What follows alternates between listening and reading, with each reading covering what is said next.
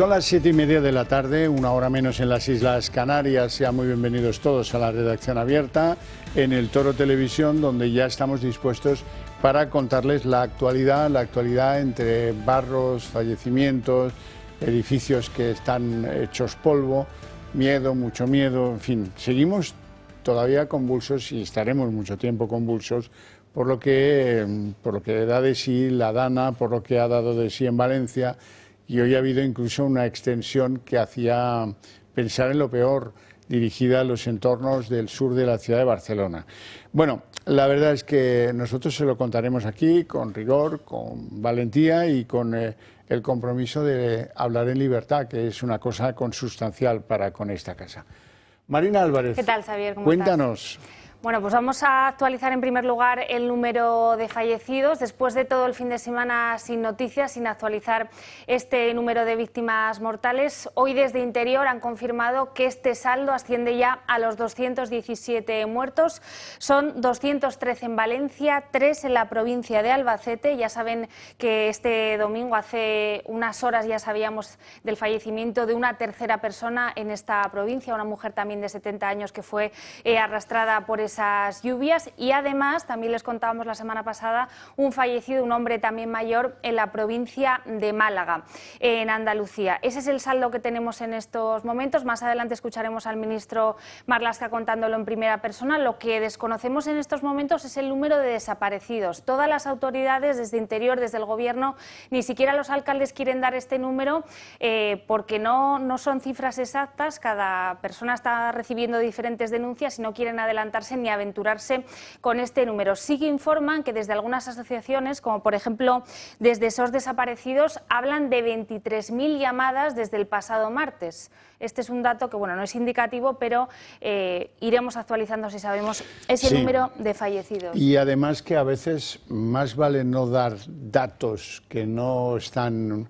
fehacientemente construidos, porque eso pues contribuye a generar más caos, y ya tenemos bastante caos con el que tenemos y con los 217 fallecidos.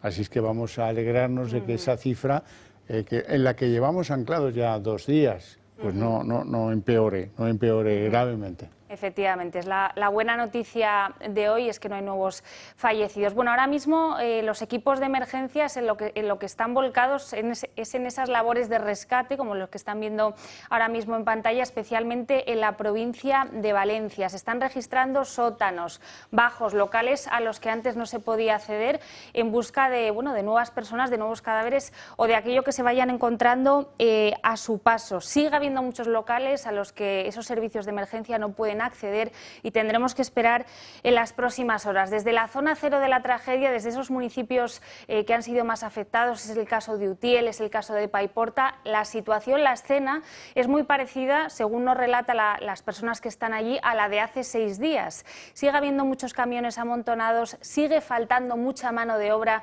para ayudar, y sobre todo los vecinos lo que insisten es que hace falta profesionales, gente cualificada que les ayude pues a quitar el lodo, a poder entrar en casas en las que hay vecinos que todavía no pueden salir para seguir buscando desaparecidos. Sigue faltando mucha mano, como decimos allí, y eso es lo que reclaman los vecinos, que insisten en que esa ayuda ha llegado tarde y que sigue haciendo falta mucha ayuda todavía para poder levantar y poder sacar adelante a esos pueblos. Allí en Valencia hoy no ha habido clases, se han suspendido todos los colegios, no hay universidad, sigue paralizada toda la actividad económica, y en lo que está volcado todo el mundo, todos los vecinos, toda la ayuda que está llegando es en buscar a esos posibles desaparecidos. La buena noticia de hoy nos llega desde uno de los focos de búsqueda, de rescate de esas personas, que es el centro comercial de Bonaire, en Aldaya, en Valencia. Allí han podido acceder la policía y la UME desde esta mañana. Durante el fin de semana han estado achicando, quitando agua para poder acceder, y la buena noticia, lo que sabemos en este momento, es que en ese primer rastreo no se ha encontrado ninguna víctima mortal. Aproximadamente lo que sabemos es que tiene una capacidad para 1.500 vehículos este parking, y en todos esos coches que se ha ido registrando en las últimas horas pues no se ha encontrado ningún cadáver, no se ha encontrado ningún fallecido. ¿Cómo están trabajando las fuerzas de seguridad? Pues con drones como el que están viendo en pantalla, que van de avanzadilla, van antes que esas lanchas que están pudiendo entrar en estos momentos para buscar cadáveres y que les facilitan esa entrada y ese registro de coches que, como decimos, de momento no se ha saldado con ninguna víctima. Sí, pero volvemos a lo de antes. Esto en Francia habrían nombrado un par de jueces en funciones de fiscal de la República que irían informando metódicamente a los que se les pueden naturalmente hacer preguntas. Aquí es diferente todo. Y nadie sabe por qué ese número de 50 coches registrados sin víctimas, que lleva ahí ya un día, pues no aumenta a 60, 70 o a 100 o a 200 o a lo que tenga que ser. ¿Por qué no tenemos más certeza? Bueno, pues alguna dificultad deben tener los que pues con el agua a la cintura van rastreando dentro de ese parking, pero no se nos permite controlar más información de la que de vez en cuando nos vienen a dar. Hoy llegaba al puerto de Valencia el buque transporte de la Armada Galicia. Está ya atracado en el puerto de Valencia y ven con los remolcadores cómo llega al puerto y está equipado con 104 militares, infantes de marina en su mayor parte, con comida, con 2 helicópteros y con material pesado que seguramente pues, será puesto a disposición de las autoridades para ayudar en el desescombro de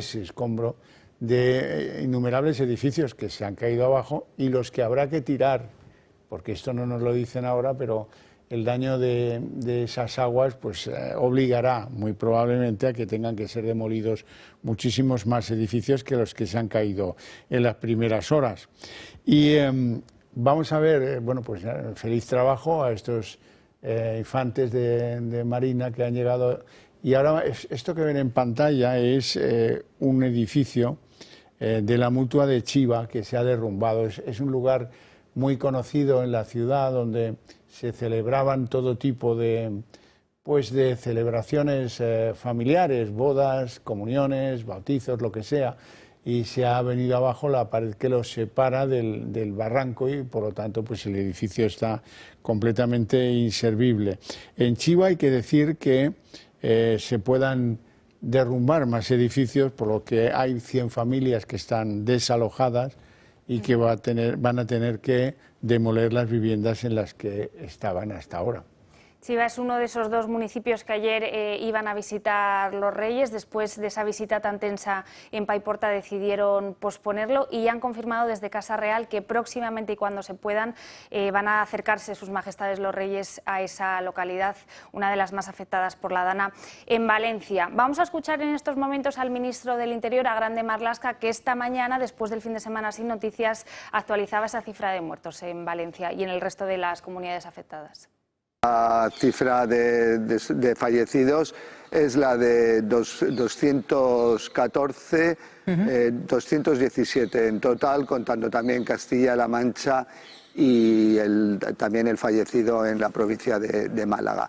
En ese sentido, y en cuanto a los desaparecidos, ya sabéis que no podemos dar un número realmente fiable, en ese sentido por muchas circunstancias. Primero están denuncias, luego están también comunicaciones de que no ha sido posible ponerse en contacto con determinadas personas, con lo cual la concreción del número de desaparecidos no es sencilla.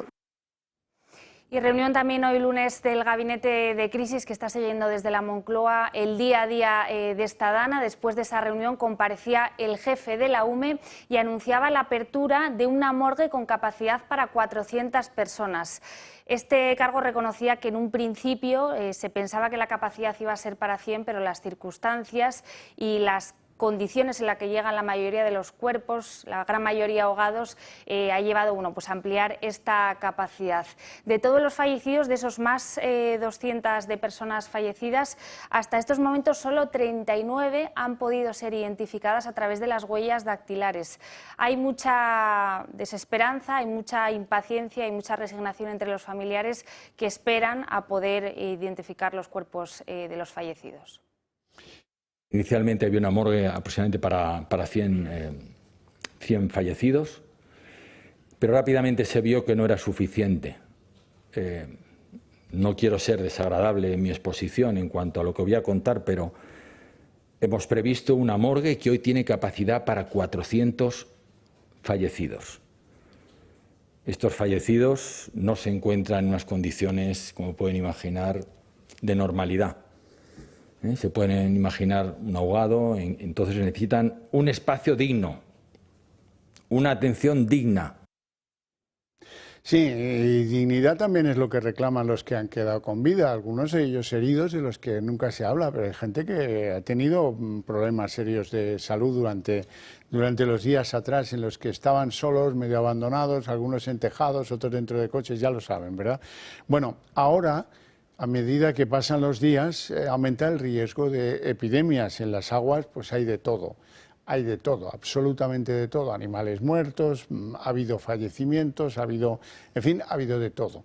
Así es que ahora el peligro, sobre todo de cara a esos voluntarios que de buena fe acuden a intentar ayudar, es que no se contagien de lo que no tenían y que tomen precauciones, guantes, en fin, mascarillas y todo lo demás, porque hay un riesgo importante que es el tétano. Y entonces, pues cualquiera que se produzca una herida puede arriesgarse a contraerlo en las sucias aguas que están por todas partes en Valencia. Casi una semana después del paso de la Dana por Valencia, los sanitarios advierten de los riesgos que supone trabajar de forma voluntaria en la zona. Las lluvias torrenciales y las inundaciones han provocado que el agua estancada desde hace días sea ahora un peligro importante, un foco de infección. Los expertos recomiendan medidas de protección para evitar el contacto de la piel o de alguna herida con el agua contaminada. Se mezclan aguas fecales con el barro y en ese lodo hay también animales muertos y personas fallecidas. Ya hemos desplegado material EPI a todos los que están en todos los puntos, mascarillas determinadas y guantes determinados. Lo estamos haciendo ya. Si alguien se hace una heridita o sangra en alguna de las labores de reconstrucción, es ahí donde hay que pedir la vacuna del tétanos. Y estamos dispensando y estamos vacunando a todo aquel que con cualquier razón de este tipo, parecida o análoga, vaya a los centros de salud, vaya a los hospitales a vacunarse del tétanos. Hay vacunas. Hay prevención, pero tenemos que estar muy alerta a esto. Se trata de evitar que esta catástrofe se convierta también en un problema de salud pública. ¿Y cuáles son esas medidas que recomiendan tomar? Para evitar el contacto directo con el agua estancada es necesario proteger todo nuestro cuerpo y para ello usar camisetas y pantalones de manga larga, tapar cada uno de los poros de nuestra piel. Además, la limpieza deberá realizarse con protección de nariz, boca, ojos y manos, utilizando mascarilla FFP2 y protección ocular. Pero también guantes para minimizar cualquier riesgo de hacernos heridas o de cualquier irritación. Y por supuesto botas de agua, llevar el calzado adecuado para estos momentos. Recuerdan que es importante ventilar cuando se trabaja en espacios cerrados. Importante también lavarse con agua y jabón tras retirar los guantes, especialmente antes de los descansos, antes de ingerir comida y al finalizar los turnos de limpieza. En caso de no disponer de jabón, se pueden usar geles hidroalcohólicos. Y por último, lavar con agua caliente y detergente la ropa que esté contaminada a un mínimo de 60 grados. ¿Y cuáles son las enfermedades de las que se pueden contagiar los voluntarios? Las diarreas, que pueden ser víricas o bacterianas. Por otro lado, por la zona, la leptospirosis, que es un cuadro que puede ser banal en muchas ocasiones y autolimitado, pero puede dar lugar a cuadros más o menos graves, con diarrea, con dolor abdominal, con artromialgias, con fiebre. La tercera enfermedad en la que yo pensaría es en el tétanos, por las heridas producidas en población que no está adecuadamente vacunada. Se trata de evitar que esta tragedia se convierta en otra aún mayor por este alto riesgo epidemiológico.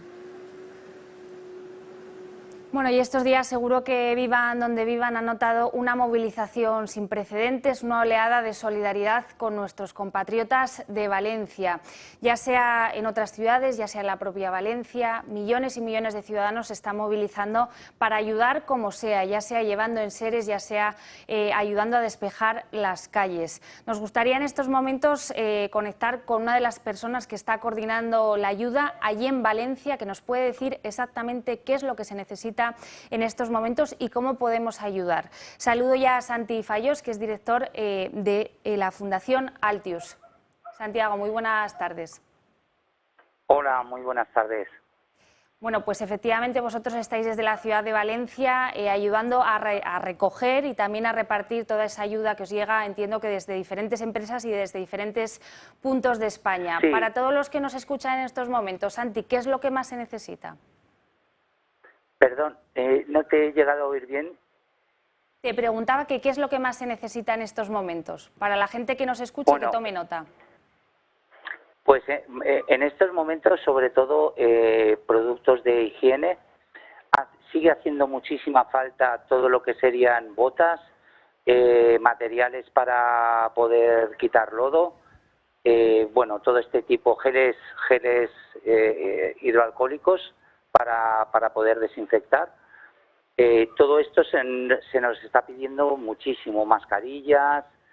Y luego en temas de alimentación, pues sobre todo alimentación infantil, potitos, pañales y bueno, en líneas generales, la verdad que en lo que es alimentos nos está llegando muchísimo y se está pudiendo pues verdaderamente abastecer a muchísima gente.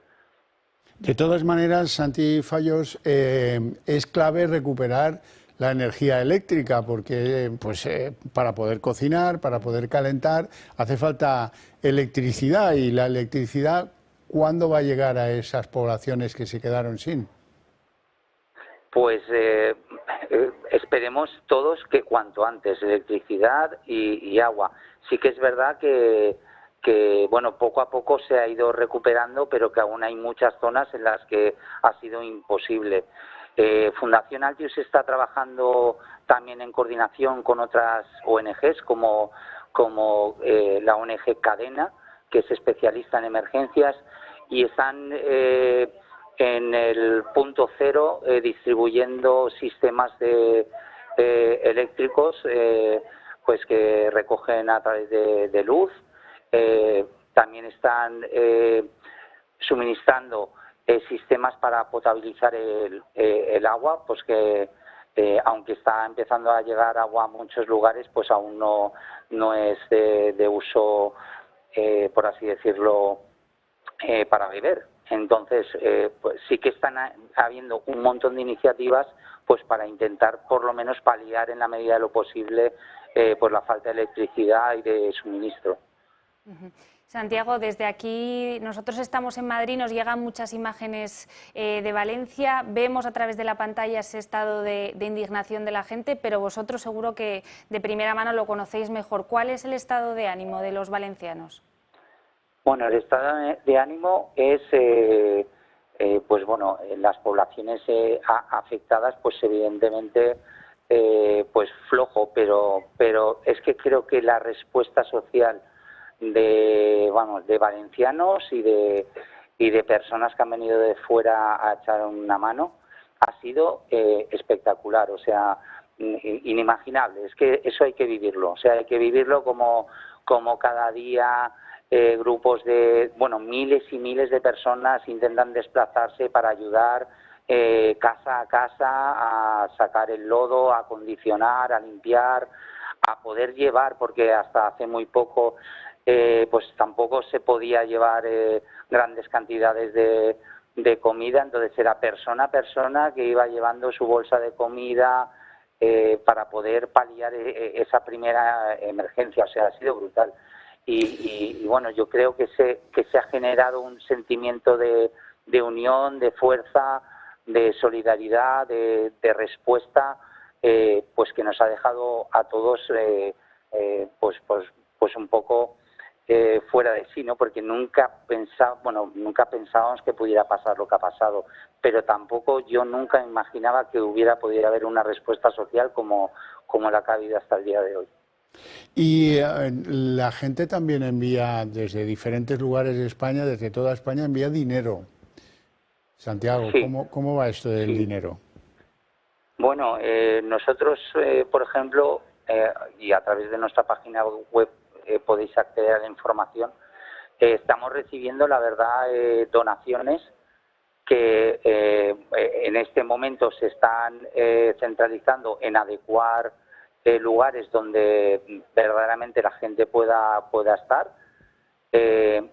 y también en un futuro, porque esto es así, estas personas van a necesitar también ayudas económicas para poder subsistir en los próximos meses, porque esto pues lastimosamente pero va a durar mucho. Sin duda alguna. Santi Fallos, no te entretenemos más. Y luego también que hay muchos productos que, como os digo, palas, botas que no nos están llegando. Y al final pues esa ayuda también se está destinando a poder comprar este tipo de artículos. Claro. Santi Fallos, felicidades por lo que estáis haciendo en la Fundación Altius y gracias por atendernos, aunque sea unos minutitos. Sé que andas muy liado, así es que te dejamos en tu quehacer. Muchas gracias. Nada, gracias Javier. Un abrazo. Muchísimas gracias también a vosotros porque estáis ahí y estáis haciendo eco para, pues de vuestra forma, poder ayudar también. Muchas gracias. Muchas gracias a ti. Bueno, y antes decíamos que esto se ha ido hacia el norte, hacia Cataluña, aunque no tiene la intensidad de lo que pasó en Valencia ni de lejos, pero caos ha habido. Caos ha habido, efectivamente. La provincia de Barcelona ha amanecido este lunes con alerta roja por fuertes inundaciones que han provocado pues el caos en las carreteras, retrasos también en los vuelos en el aeropuerto del Prat y la suspensión del servicio de cercanías y de los trenes regionales en toda Cataluña. Están viendo ahora mismo imágenes del aeropuerto del Prat, que ha sufrido grandes inundaciones, luego lo veremos, más de 70 vuelos cancelados. Protección Civil ha insistido mucho desde primera hora de la mañana. Hay que extremar la precaución en la movilidad y se dan ciertas recomendaciones, como por ejemplo no ir a buscar a los niños al colegio, algo que sí que vimos por ejemplo en la provincia de Cádiz la semana pasada, que causó muchos estragos en las carreteras. Pese a esta alerta sí que ha habido algún tipo de rescate, aunque no ha habido que lamentar pérdidas humanas. Los Mossos de Escuadra han rescatado a un hombre que se había quedado atrapado en el interior de un coche en una zona inundada en el Baix Llobregat. El día también nos deja imágenes como esta, como la que están viendo en pantalla, carreteras totalmente anegadas, coches totalmente llenos de agua. Esto ha sucedido en la autopista C32 a la altura de Castelldefels. De hecho, ha estado cortada durante varias horas esta carretera entre Castelldefels y entre Gavà, durante 3 horas, y aproximadamente a las 2 de la tarde ya se ha reabierto este tráfico. Los bomberos han tenido que rescatar a varios conductores que se quedaron atrapados en esta vía. Bueno, nos vamos a concentrar en imágenes bastante sorprendentes, las que se han podido captar en el aeropuerto de Barcelona, en el aeropuerto del Prat. Por ejemplo, este señor que se mueve de una instalación a otra con su calzado en la mano, porque por lo visto pues era mejor o era más seguro, o entendía que era mejor reservarlo para un momento en el que no fuera caminando por la inmensa balsa esa que ven, con agua que cae de los tejados de las instalaciones aeroportuarias, y con los 70 cancelaciones de vuelos que se han producido a lo largo de la mañana y hasta bien entrada la tarde. Así es que, bueno, pues estas son las imágenes del caótico día que han tenido en el aeropuerto, el principal aeropuerto que hay en el Levante español, que es el del Prat. Y también el servicio de trenes ha quedado afectado, cancelaciones durante toda la mañana, tanto en Rodalies como en los trenes regionales. También se ha suspendido a primera hora la alta velocidad, poco a poco se ha ido reanudando, a eso de las 2 ya estaba operativo ese servicio entre Barcelona y otros puntos de Cataluña, y también ese servicio, esa línea entre Madrid y Barcelona de alta velocidad. Muchas cancelaciones a lo largo de la mañana, y el sentir entre todos los viajeros que esperaban las diferentes estaciones es que una vez más el aviso llegó tarde. Todos se preguntaban cómo no se pudo prever una cosa así cuando la previsión meteorológica ya advertía desde el día de ayer las fuertes precipitaciones que iban a tener lugar hoy. Vamos a escuchar a los distintos viajeros. No hay tren. Supongo que será por temas de la lluvia, que de momento pues no se puede ir con tren. Pues mira, a ver, ¿qué hago? ¿Qué es lo que tengo que hacer? ¿Me voy andando? No tengo ninguna alternativa, no tengo dinero para coger un taxi para marcharme. Tengo que estar haciendo tiempo hasta que pueda coger el siguiente tren porque tengo que trabajar allí y bueno, tenía que irme sí o sí de alguna manera. Pero claro, si para Tarragona no circulan trenes, de Barcelona a Tarragona tampoco. Y en Barcelona no se han enterado de la película como está, porque tienen aquí a la gente tira, gente cogiendo taxis, gente perdiendo vuelos. No lo sabíais esto. Bueno, y como contabas, Marina, al principio, hoy se han reunido los comités de crisis, el gabinete que gestiona la crisis, con la presidencia de Su Majestad el Rey al frente de las movilizaciones y de los responsables. También se ha incorporado a este gabinete la ministra de Sanidad, que no estaba inicialmente convocada, pero por si acaso el tema sanitario pues despierta algún tipo de epidemia o alguna circunstancia, pues la han convocado y ahí estaban todos esta mañana. Por cierto que, como también decías antes, el Rey ha hecho firme compromiso de que quiere ir a Chiva Valencia, porque pues no pudo hacerlo después de la agitada jornada que tuvimos ayer. Bien, pues yo creo que a grandes rasgos esto es lo que tenemos que contar de la jornada del día de hoy y esperemos que no empeore demasiado. Así es, de momento buenas noticias dentro de la gravedad del asunto. Te agradezco mucho que hayas querido estar aquí con las noticias frías de las gotas de agua en Cataluña y de los trabajos. Ya se veía el día muy despejado en Valencia y bueno, pues con la maquinaria, con los brazos y con la gente, esperemos que normalidad no la van a recuperar en mucho tiempo, pero que al menos se puedan mover con cierta libertad a los ciudadanos que están afectados en un montón de localidades valencianas después de la Dana que tanto nos afectó a todos. Nos vamos a publicidad.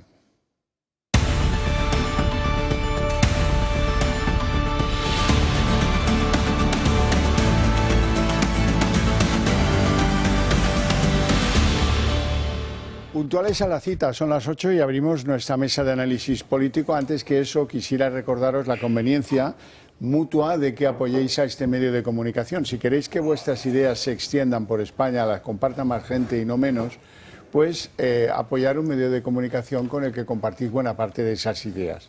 Así es que ni lo dudéis, seguro que lo habéis pensado 1000 veces. Tengo que llamar un día, llamaré, pero finalmente no llamamos y se nos va quedando el asunto.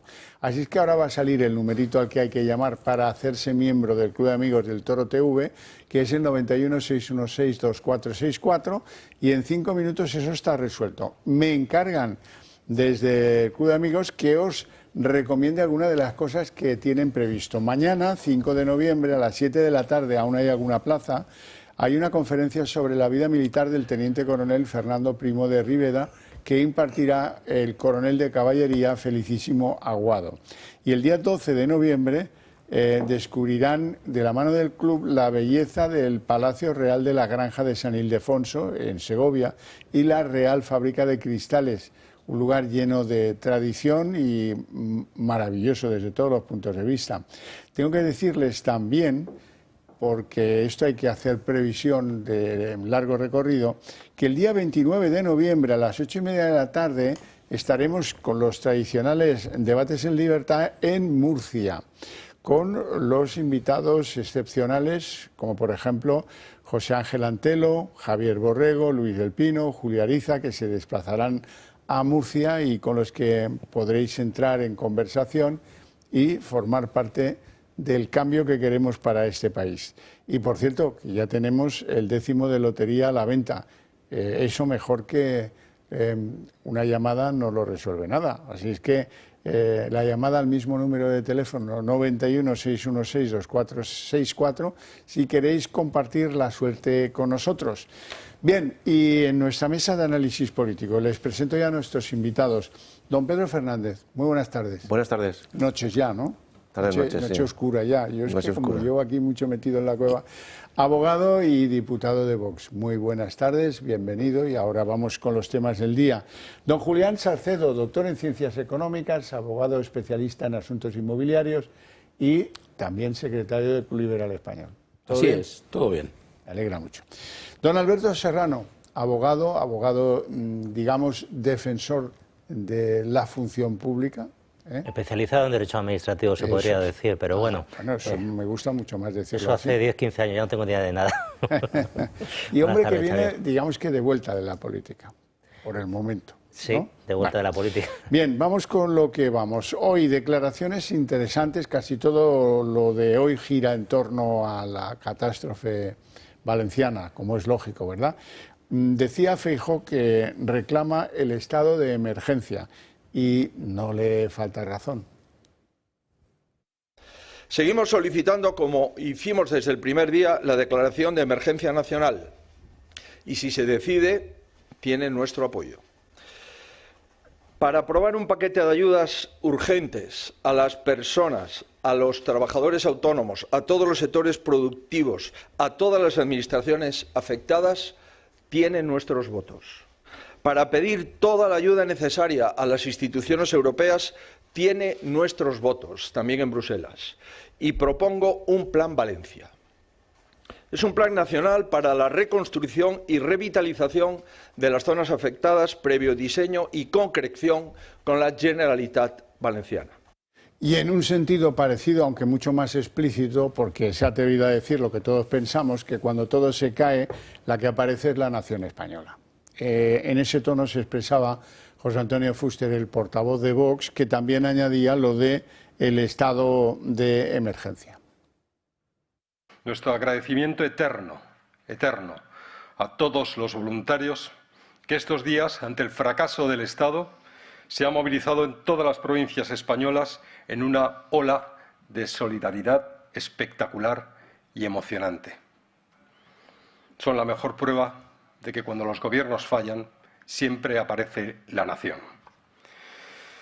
Mientras España está de luto, ¿qué han hecho los gobiernos? ¿Qué han hecho las administraciones?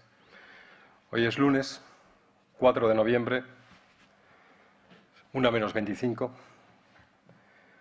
6 días después de la catástrofe sigue sin declararse la emergencia nacional. Eso es así. Alberto Serrano. Sí, Xavier, como primera intervención... ¿Por qué es así esto? Bueno, voy a clarificar un poco el tema de competencial, si me permiten, porque creo que está un poco confuso y en mi condición quiero quitar un poquito de luz sobre el tema. Aquí hay 5 cuestiones. La primera, digo, para establecer las correspondientes responsabilidades. La primera es la labor de prevención de todos estos catástrofes y calamidades. En este caso, es clara que la competencia correspondía a la Agencia Estatal de Meteorología y a la Confederación Hidrográfica en diferentes ambientes, que luego ya si acaso analizaremos. Segunda cuestión, también importante, todo lo que tiene que ver con la información de lo que podía venir. Eso claramente es protección civil y la competencia es de la comunidad autónoma correspondiente. Tercera cuestión, cuando se produce la alarma, una especie de catástrofe, a continuación hay la posibilidad de declarar el estado de alarma, que esto ya no lo están hablando porque ya, digamos, ha pasado, o bien quedarse como una emergencia autonómica. La competencia en este caso sería declaración de estado de alarma, Estado, declaración autonómica pues, de la comunidad correspondiente. En este caso es evidente que desde el minuto 1, ya se lo dijimos muchos, yo en esta misma casa, en la planta de arriba, no sé si el jueves, es evidente que procedía el estado de alarma. Y nadie lo puede discutir, con 7.000 militares trabajando en la zona, es un estado de alarma de libro. En cuarto lugar, Xavier, una vez que se han remediado estas situaciones de urgencia, que tenía que haber sido un plazo de 72 horas a lo sumo, toda esa labor de coordinación del voluntariado, de las ayudas que se van recibiendo, de atender las necesidades más inmediatas de los vecinos, eso ya es competencia municipal. Estar un poquito al pie de la calle, esas necesidades más inmediatas de los vecinos. Y finalmente, y en quinto lugar, está la de la compensación de los afectados. Esto es a lo que se refiere el señor Feijóo en estos momentos. La declaración del estado de emergencia, tal como se concibe en la ley del 2015 que aprobó el señor Rajoy, no es tanto pensando en lo que está pensando ahora la gente ahora, que es las excavadoras, todo esto, sino es la compensación de los perjuicios personales, materiales, económicos.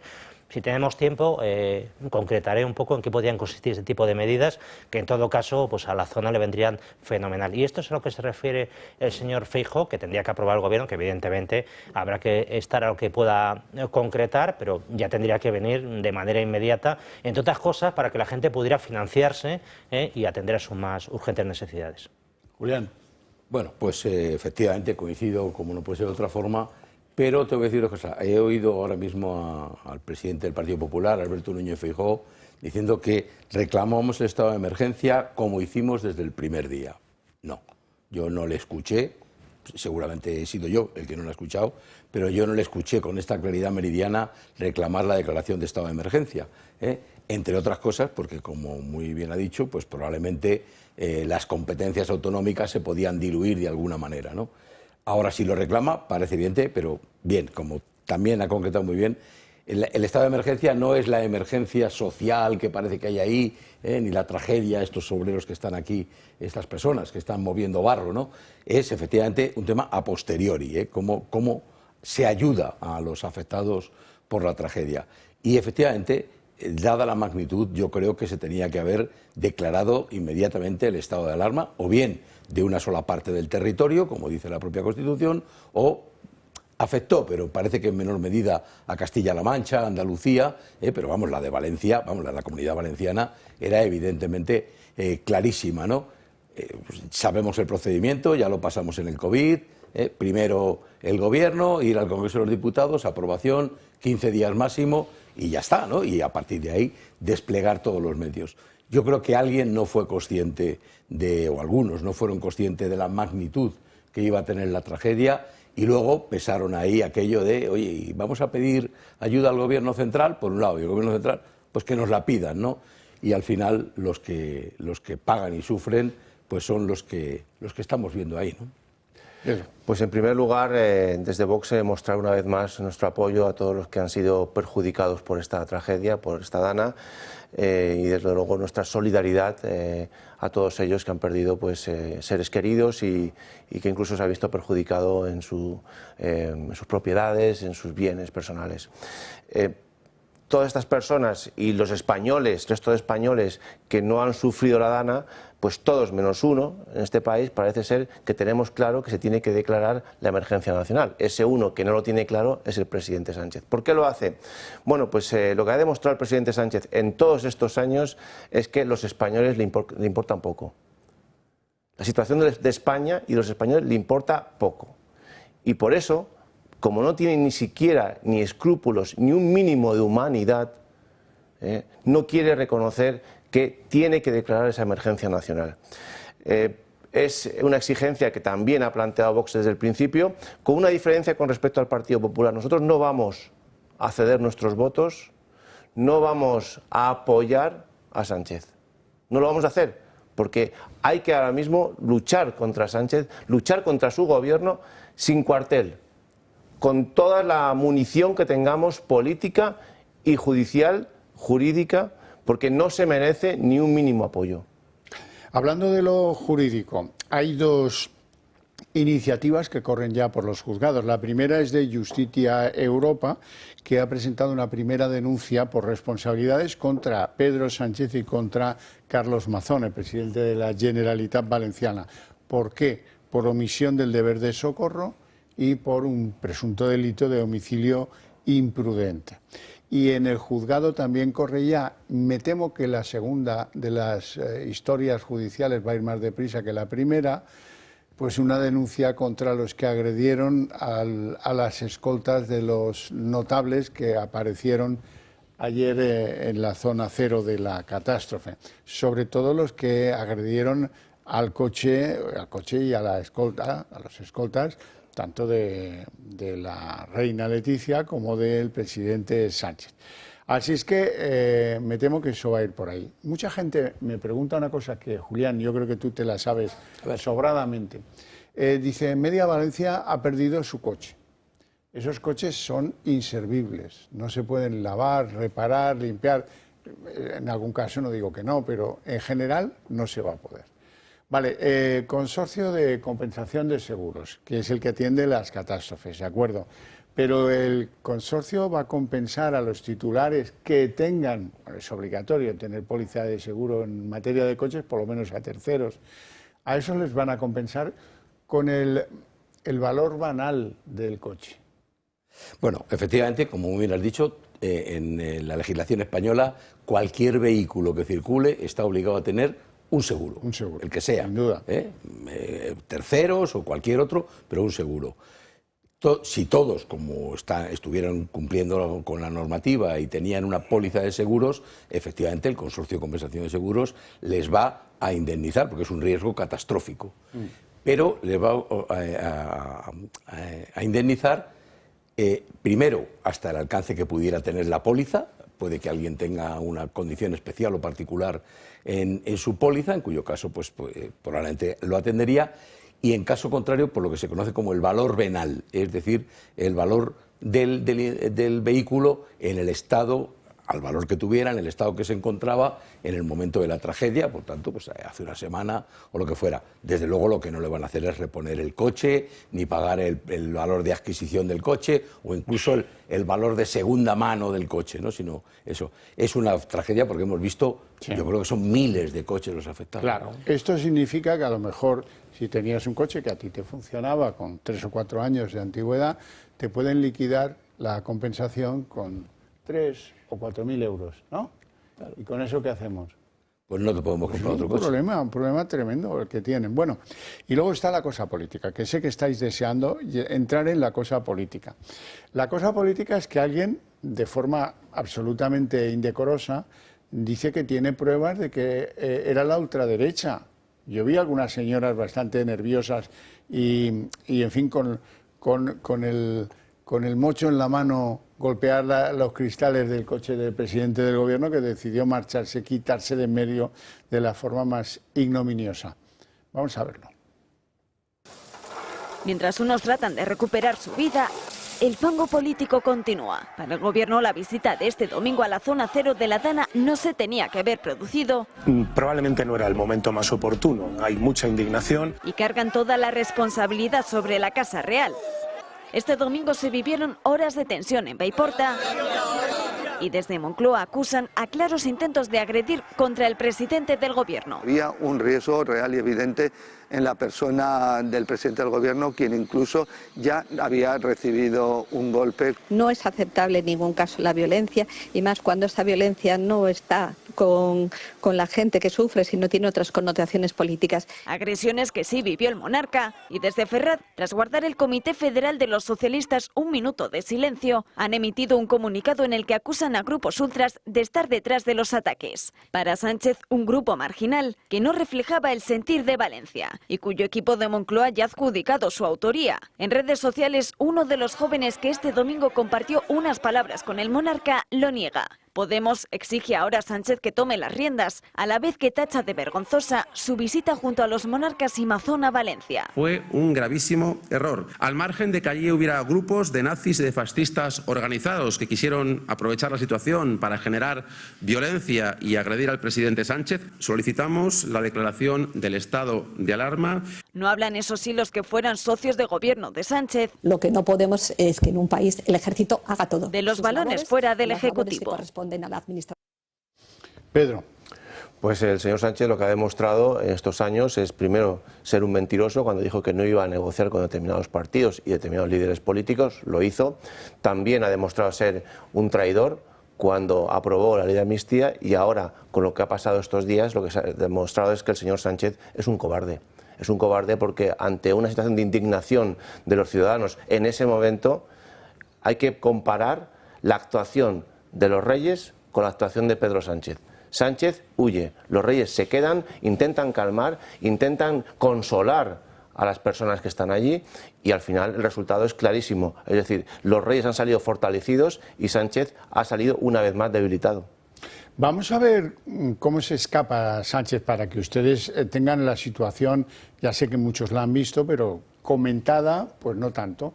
El paraguas sur, el paraguas más cerca de nosotros es el de los Reyes, hay 2 paraguas. Los paraguas norte son los de Pedro Sánchez, que como ven, vámonos mamita, vámonos, que aquí nos puede caer algún que otro problema. ¿Qué le tiran a Sánchez? Pues una caña, por lo que yo veo, un mango de algo de fregar, tal vez sea eso. Bueno, y luego es verdad que cuando se meten en el coche y emprenden ya la huida mayor, pues hay gente que les increpa, todo esto habría que escucharlo, y hay algunos que se acercan al coche y golpean pues con muchísima rabia los cristales del automóvil oficial en el que se escapa el presidente del gobierno. Esto tiene que quedar claro porque es como ha sido. Luego no nos vengan a contar milongas, ¿verdad? Por cierto, es muy importante que cada uno sea dueño de las palabras que pronuncia. Porque esta señora, que parece que tiene un flemón siempre en la boca, la señora Margarita Robles. La señora Margarita Robles dijo cosas absolutamente indecentes. Se las vamos a volver a poner para que a nadie se le olvide que esta señora decía que el ejército está para otras cosas. No. Mientras el presidente decía, pues si quieren algo que lo pidan, y miraba para otra parte. La ministra de Defensa decía que el ejército está para otras cosas, no para quitar el barro de las calles.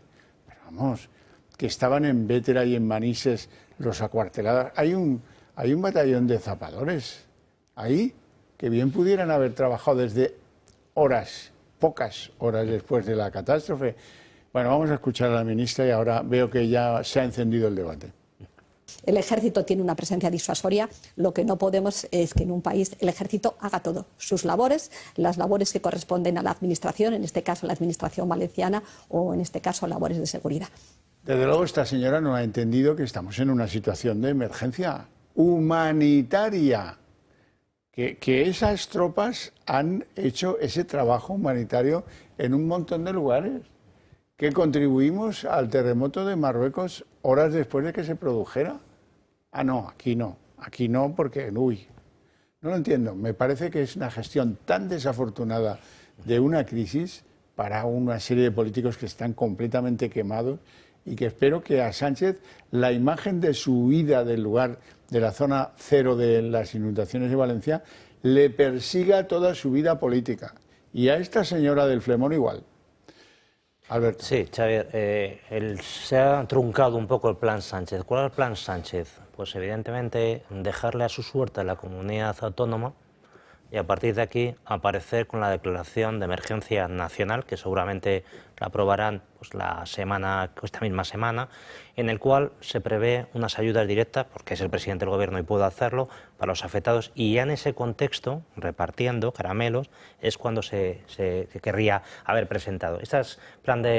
Esa declaración de emergencia nacional, que presumiblemente se va a acordar en Consejo de Ministros esta misma semana, preverá ayudas económicas a particulares por el valor de la vivienda habitual, en ser de primera necesidad, compensaciones a corporaciones locales, ayudas a personas físicas o jurídicas por la prestación de personales, de bienes, ayudas a establecimientos industriales, mercantiles, servicios, es decir, va a ir con mucho dinero.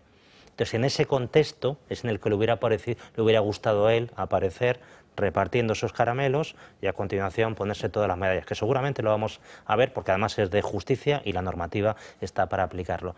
¿Qué es lo que le reprochan a los ciudadanos? Que el martes tenía que haber declarado el estado de alarma y eso supone ocupar militarmente el territorio ante la imposibilidad, lógicamente, de hacerlo frente por la protección civil por parte de las comunidades autónomas y en ese momento haber movilizado todos los recursos disponibles para salvar las necesidades de los vecinos. Se habla mucho, que el ejército apoye. Bueno, bien, el ejército tiene una serie de maquinaria, pero más maquinaria que el ejército, se lo puedo asegurar, tiene cualquier empresa de Florentino Pérez, para entendernos.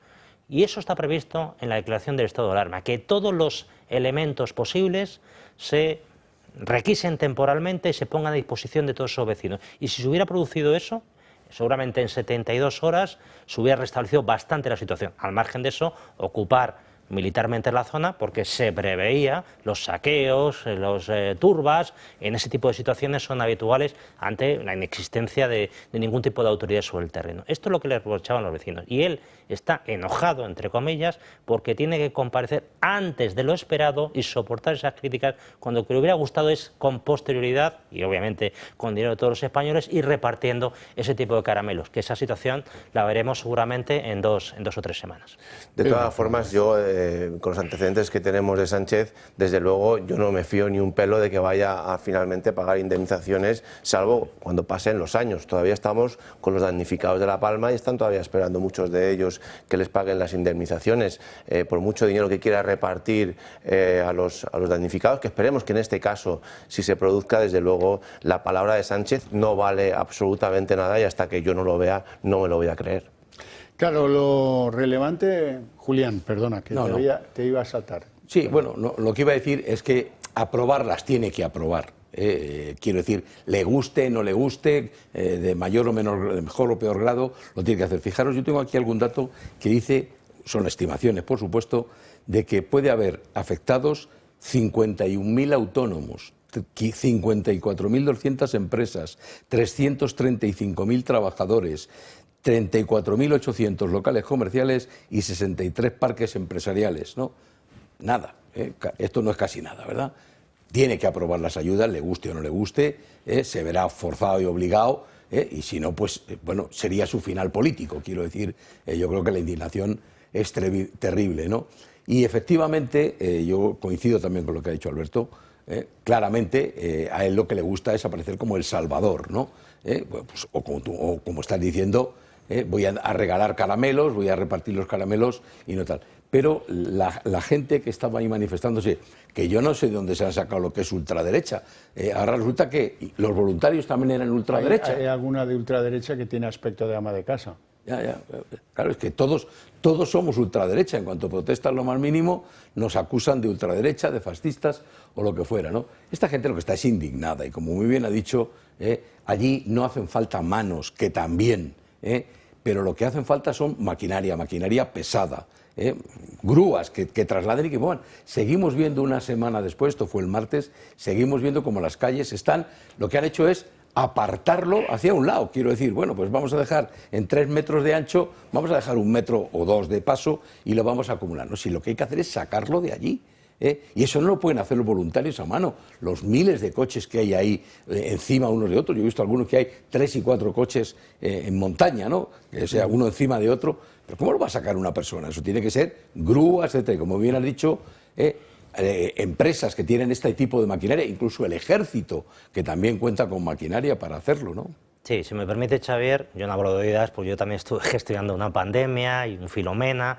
Lo que hay que hacer en estos casos, a través de los correspondientes instrumentos jurídicos, no es solidaridad, bueno, todo eso está muy bien, pero lo que hay que hacer es atraer a las empresas de este país, toda la maquinaria pesada de este país que vaya para allá, y evidentemente se les va a pagar las horas que les correspondan, los servicios que les correspondan, y eso habría que hacerlo de manera expeditiva desde el miércoles, y seguramente toda esa gente trabajando sobre el terreno, pues bueno, un militar hace lo que puede, una cosa de urgencia, igual que un bombero, pero, hombre, imagínese usted todas las empresas de este que hemos dicho, del otro, el de más allá, que tenemos grandes constructoras en este país, previamente consensuado, vais a cobrar, no vais a ir de gratis, no sé qué, porque la gente, lógicamente, tiene que comer, como es normal, ¿no? Vamos a desplazar ahí 20.000 trabajadores. Se suspende una semana la construcción en toda España y vamos para allí todos. Evidentemente, igual que yo veo, hasta cierto punto ridículo, unos bomberos de Palencia, de no sé qué, no sé cuántos, se agradece la labor de esa gente, pero con el decreto de acción del estado de alarma, todas las autoridades pasan a depender del gobierno, y se dice, no voluntariamente, sino los bomberos de esta ciudad, de la otra, todos para allá, y movilizamos todos los recursos para remediar la situación de esa gente, que es lo que se tenía que haber hecho de manera expeditiva. Pero hay una cosa, mira, un presidente con una credibilidad que está por los suelos, desde luego no hay empresa en España que se fíe de que vaya a intervenir y que luego vaya a cobrar. Pero es que además hay otra cosa, decías las indemnizaciones. Por supuesto, todos deseamos que las indemnizaciones lleguen lo antes posible, pero por ejemplo los fondos Next Generation todavía no se están ejecutando más que una mínima parte. O la isla de La Palma. Por ejemplo. Entonces, con esta credibilidad que tiene este presidente, desde luego no se puede confiar en que, desgraciadamente, los españoles que han sufrido esta dana vayan a recibir de forma pues apresurada los fondos que necesitan para salir adelante. Yo no me lo creo porque tenemos un presidente que no es creíble, que ha demostrado que miente más que habla.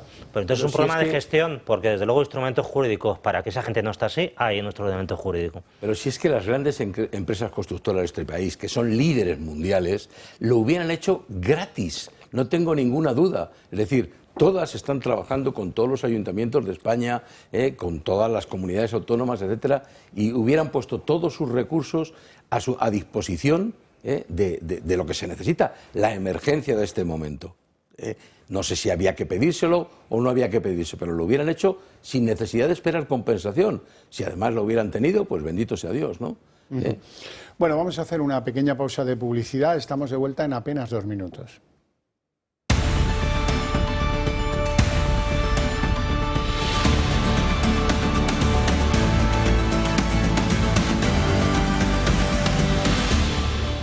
esa ola gigantesca de barro y de agua que se llevaba por delante todo lo que encontraba, ahora está minando la credibilidad internacional de España. Ese bombero francés que preguntaba, pero entonces de verdad que no ha venido nadie antes que nosotros, que luego contaba que le habían dicho, no, es que no es necesario que vengan, que no le, muchas gracias, pero no hace falta. O esa inexplicable falta de despliegue de las Fuerzas Armadas en un momento en el que han sido más necesarias por emergencia, por gravedad, porque la crisis es descomunal. Bueno, ¿y esto cómo lo está tratando la prensa internacional? Pues nos están poniendo de chupa de domine. Lluvia de barro, de objetos y también de insultos en la visita oficial de los Reyes, el presidente del Gobierno y el de la Comunidad Valenciana a los afectados por la Dana en Valencia.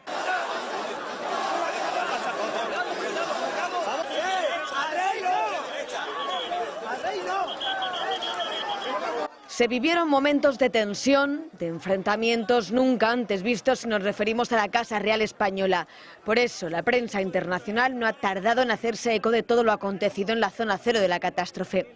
The Times, Le Figaro, la BBC, Corriere della Sera, The New York Times, todos hacen mención a los gritos de asesinos, a la rabia, a la desesperación que ayer mostró el pueblo valenciano. Si hablamos de portadas, las de verdad, las de la prensa escrita, son unos cuantos los que dedican su página primera. The Times destaca la lluvia de barro que recibieron los Reyes por la ira de los valencianos ante la inacción del Estado y acompaña con unas imágenes que muestran a Felipe y Leticia hablando con los afectados preocupados y emocionados. Repite fotografía el diario francés Le Figaro. El rey mira fijamente a un joven mientras le agarra del hombro. Titulan: El rey de España recibe las quejas de los supervivientes de las inundaciones. Nos vamos hasta Italia. El Corriere della Sera lleva dos fotos de los Reyes, ocupando de nuevo la portada, la imagen de la reina Leticia entre lágrimas, llevándose la mano a la boca y abrazada a una chica que no puede contener la emoción. Ataques al rey Felipe y Pedro Sánchez, titula el diario alemán, donde destaca que muchos valencianos afectados por las inundaciones se sienten abandonados por los políticos y menciona que el domingo recibieron al presidente del gobierno con gritos de asesino y le lanzaron barro. Y los vecinos de Portugal en su Correo de la Mañana le dan el protagonismo a los insultos que recibe el rey y los lanzamientos de barro que sufrieron. Otros diarios británicos como The Guardian o The Daily Telegraph llevan en sus primeras páginas las imágenes del rey Felipe y de la reina Leticia con los ciudadanos cercanos y conmocionados por las historias que les relatan. Pero si dejamos las portadas en papel a un lado, en las versiones digitales hay muchos más diarios que se suman a darle voz a lo de ayer. El periódico neoyorquino The New York Times, con una foto discreta de voluntarios limpiando en Paiporta, cuenta en su subtítulo que gritaron y arrojaron lodo al presidente del gobierno y al rey español. Y por último, también la BBC en su edición digital lleva un reportaje fotográfico de los momentos de tensión de la tragedia por la Dana en Valencia. Pues es un reflejo fiel de lo que pasó, algunos más acertados que otros, pero no podemos ni quejarnos. Y esto tiene una repercusión sobre la marca España, eso tiene una repercusión para el turismo, que es nuestra principal industria. Va a haber gente que no va a querer venir a veranear en sitios donde se han producido o creen que se han producido estas tragedias. En Andalucía, en Valencia, en el interior, Castilla-La Mancha, pues claro, pues según cómo lo cuentes, es para no volver, ¿no? Pero es curioso el detalle de las portadas que habéis puesto, en las que, aparte de los titulares que pueden ser más oportunos o menos oportunos, las fotografías, todas las fotografías van dirigidas a la posición del rey y la reina, consolando y apoyando y hablando con las personas que están allí indignadas. Sánchez está desaparecido. Por tanto, sí es verdad que perjudica a la marca España, indudablemente, por la gestión que se ha hecho de esta crisis, pero repito lo que he dicho antes, la figura de los reyes salen fortalecidas y la figura del presidente Sánchez sale absolutamente debilitada, porque incluso ni siquiera salen las fotografías que han sacado de portada de los medios internacionales. Pero fíjate, lo que hay detrás es mucho más amplio. Es un país de Chichinabo, en los que hay pues determinadas servicios de emergencia que están ahí para ponerles un lacito, pero que no son operativos. Y que nadie se atreve a decir, oiga, no, mire, es que esta competencia, si la tenemos que ejercer. Y no la podemos devolver. ¿Vale? Nadie se atreve a decir que, oiga, ¿para qué me sirve a mí tener una AMT que dice que van a llover 180 litros y caen 600? ¿De qué me sirve? ¿De qué me sirve tener un ministerio de transformación digital y medio ambiente y no sé qué rollos si no hay ordenanzas serias que hacen que se limpien los cauces? ¿Habéis visto las playas repletas de cañas, de árboles, de todo lo que ha aflorado? Eso estaba pues ahí durmiendo el sueño de los justos en unos barrancos y en unos conductos que ha ocupado el agua, pero esto no hay en ese país. ¿Qué pensará un alemán? En ese país no limpian los cauces de los ríos, que los tiene que llevar el agua de esta forma. Sí, Xavier, una cosa que nos extraña a la gente de la que somos de la meseta de interior, cuando vamos a la zona de Levante, en el caso en Mallorca, es esto que ahí le llaman las rieras, que es un cauce de un río y no pasa el río, totalmente seco. Y está todo. Entonces cuando llegamos ahí, ¿pero dónde está este río? No hay río aquí. Y claro, todo eso está previsto, no de ahora. Comentaba un historiador, desde el siglo XII se vienen haciendo rieras, es decir, como conducciones naturales, pero cuando se producen estas lluvias torrenciales que son totalmente habituales en el Mediterráneo. Entonces, ¿qué es lo que pasa últimamente? Pues que esos cauces naturales están parcialmente no limpios. Y eso genera pues, que pueden arrastrar mucha menos agua de lo que sería habitual. Y comentaba un ingeniero en redes sociales que lo de la presa de Tous cayó 3 veces más de agua que en esta ocasión, y aquello solamente generó 10-15 muertos. Y eso quiere decir que estaba mejor preparada en aquella época, años 80, la sociedad, que ahora, que no sé qué nos ha pasado, que estas cosas naturales todas las vemos como en tono positivo. Oye, qué bien, que viene un león, ¿no? Vamos a saludarle, hablará en inglés, do you speak English, al león. Y es que estamos totalmente igual. La naturaleza tiene este aspecto salvaje que se lleva por delante y en cuestión de segundos arrasa poblaciones, coches, etcétera, que es lo que estamos viendo. Entonces, ¿queremos mantener los cauces de los lechos de los ríos, de las rieras, ahí con todas estas especies arbóreas y tal, que son muy bonitas y muy naturales? Pues tendremos que construir en paralelo unas infraestructuras apropiadas, unos embalses, para canalizar todo ese tipo de agua o darle otra salida. ¿No nos gusta la medieval? La de toda la vida, pues habrá que darle otra salida, pero es que hemos retrocedido siglos en ese sentido. Y, insisto, en el ámbito medieval ya están mejor preparados para este tipo de situaciones que lamentablemente estamos ahora o estamos evolucionando en tal sentido. Julián. Pues lo que estamos viendo a mí me preocupa muchísimo porque no por esta circunstancia excepcional, sino por otras muchas que estamos viviendo a lo largo de estos últimos años. Yo personalmente tengo la sensación de que el Estado ha ido poco a poco, ahora ya cada vez con mayor frecuencia, abdicando de sus atribuciones, de sus responsabilidades, que las tiene. El Estado autonómico deslinda clarísimamente cuáles de las competencias son estatales, cuáles son de las comunidades autónomas y cuáles de ellas son compartidas. Pero es que ha ido abdicando, lo estamos viendo tanto en el ámbito fiscal, la seguridad social, por supuesto la seguridad que le ha traspasado, o la movilidad con los trenes, etcétera, ¿no? Entonces, ¿qué es lo que ocurre? Pues que yo tengo la sensación de que ahora el Estado se ha quedado sin argumentos, sin esa autoridad, ya no sé si formal o moral, para tomar decisiones. ¿Por qué? Porque todo este tipo de decisiones, cualquiera que tome, como la visita de los Reyes que ha habido antes de ayer o ayer, siempre va a ser cuestionado por una parte de la ciudadanía, por una parte de las comunidades autónomas, por una parte de los partidos políticos. Y claro, estamos ante un gobierno que lo que no quiere es tener este tipo de discusiones. O sea, todo lo que haga tiene que salirle bien. Si algo corre el riesgo de que puede ser cuestionable, yo me lo quito de en medio, ¿no? Entonces, eso es perder, repito, tanto la autoridad formal, que la tendrá en el papel, pero al final termina haciendo cesiones y concesiones, como la moral, ¿no? Pues otra cuestión que también demuestra esta tragedia es que al final se han cedido tantas competencias a las comunidades autónomas que una tragedia como esta, en la que ya no puedes parcelar las competencias, es decir, esto tiene que estar todo el Estado unido a funcionar a una, pues resulta que existe una descoordinación absoluta.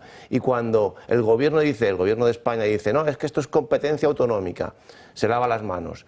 el gobierno autonómico dice, no, es que hay organismos que te tenían que haber alertado que son o pertenecen al gobierno de España. Se lavan las manos. Y al final, unos por otros, nadie hace nada. Y esto también demuestra lo que venimos diciendo desde Vox desde hace mucho tiempo. Estamos en un estado fallido de las autonomías.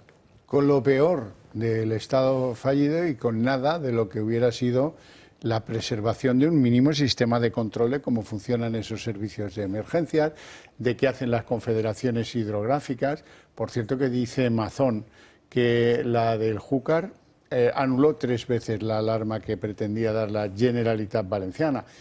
Y Mazón también se explicaba así respecto de los nuevos peligros por los contagios, por el tétanos y por lo que pueda sucederse en los días posteriores en Valencia.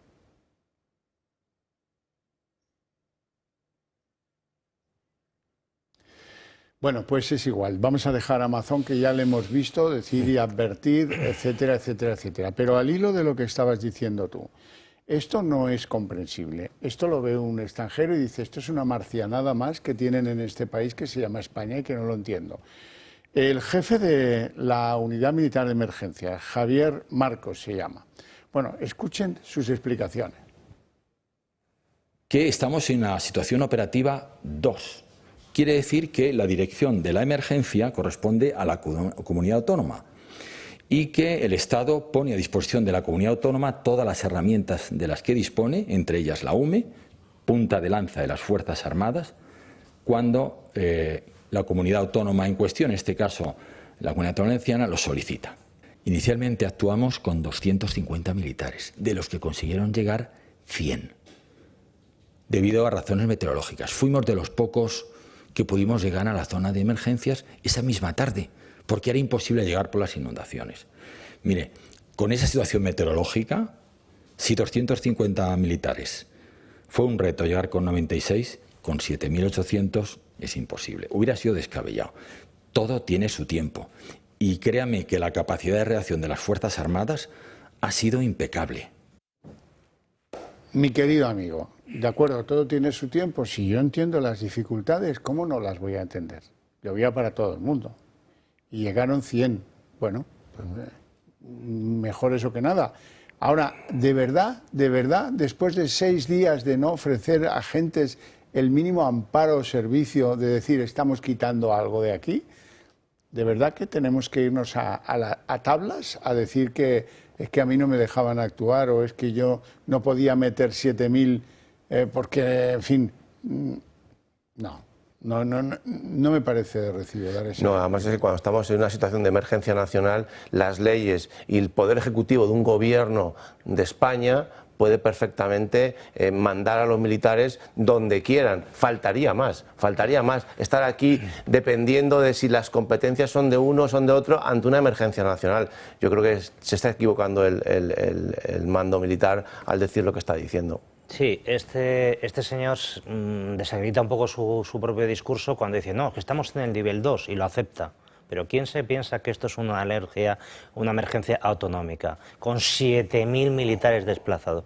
Esto se tenía que haber decretado el mismo día el estado de alarma y eso implicaba movilizar todos los efectivos que tenemos a disposición de esa gente. Decían en el derecho romano, de Xavier, que salud pública suprema ley sexto. Es decir, ante un problema de salud pública, como este tema, una calamidad, dejaros de leyes y de leches. Vamos a ir directos todos al grano. Y eso es lo que tenía que haber pasado desde el minuto 1. Todos los medios a disposición. Y simplemente un comentario a propósito de lo que ha dicho Pedro, de que el Estado pues, está muy endeble. Pues es que, vamos a los datos, no hay ni 500.000 de funcionarios públicos trabajando para el Estado, según el último informe del Ministerio de Hacienda. Para que se haga una idea, 600.000 empleados públicos trabajan en las corporaciones locales, más que en el Estado. 2 millones, 4 veces más las comunidades autónomas en este momento de efectivos que el Estado. Y simplemente el último dato, trabajando en todos los ministerios, 92.000 personas, es decir, menos que solamente en el Servicio Madrileño de Salud. El Estado es que ya no existe. Julián. Pues a este mando, Javier Marcos, habría que preguntarse ¿de quién depende? Pues eso. Es decir, sus declaraciones son, digamos, deleznables en el momento que estamos viviendo, ¿no? Alguien que es un militar, porque yo entiendo que no es un cargo político, o no debería de serlo, ¿no? Y sabemos todos que efectivamente absolutamente toda la población española, todos los ciudadanos, cuando vemos el ejército, lo que sea, la Guardia Civil, digamos, estamos tranquilos, nos sentimos tranquilos, ¿no? Pero con gente que hace esas declaraciones... Sí, y podría haber expresado la duda de que no entiende, como les pasa a sus colegas de Bétera o de Manises, cómo no fueron movilizados a gran velocidad, siendo que hay zapadores, hay un batallón. No tenemos tiempo para más, lo dejamos aquí con mi agradecimiento para estos tres caballeros por sus opiniones y su presencia en el programa, y a ustedes les invito a ver, ya está todo el pescado vendido en las elecciones americanas, todo. Vamos a ver cómo ha quedado.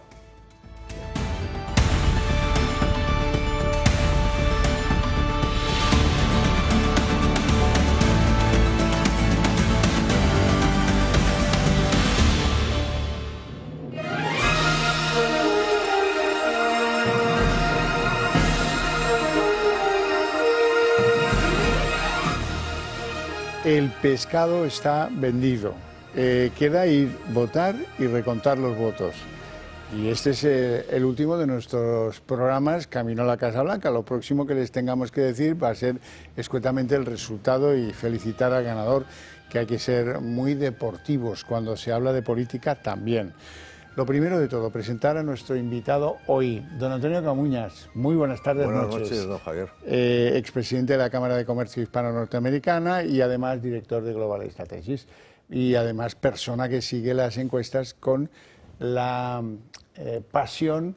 Bueno, con la pasión, no sé si en pasión puede que le gane Sandro Meco, el director de Entre Dos Continentes, que le pone mucha pasión a estas cosas.